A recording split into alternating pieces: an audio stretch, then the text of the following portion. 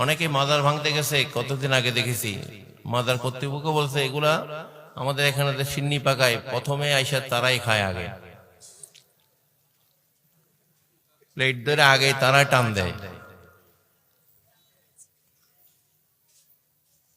ভাঙার জায়গায় তো আবার আগে। যেগুলা আল্লাহর ওলি, আল্লাহ আল্লাহ ইন্না আউলিয়া আল্লাহ লা খাউফুন আলাইহিম ওয়া লা হুম ইয়াহজানুন, behold the friendship of Allah, there is no fear not shall they grieve. আল্লাহ পাক বলছেন, সাবধান, আমার ওলিদের কোনো ভয় নেই, তারা এই ভয় ভীতি পেরেশানিও চিন্তা করবে না, চিন্তিত হবে না। আলহামদুলিল্লাহ বলেন।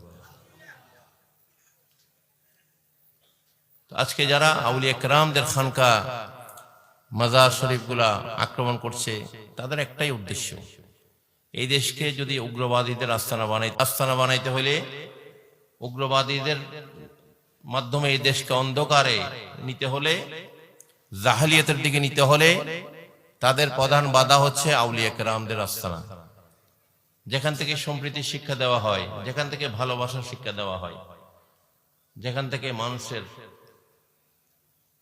অন্তর থেকে হাইওয়ানিয়ত দূর করার জায়গা, সেই পাঠশালা, হিংস্রতা দূর করার সেই পাঠশালাগুলোকে বন্ধ করতে হবে, ঠিক কিনা?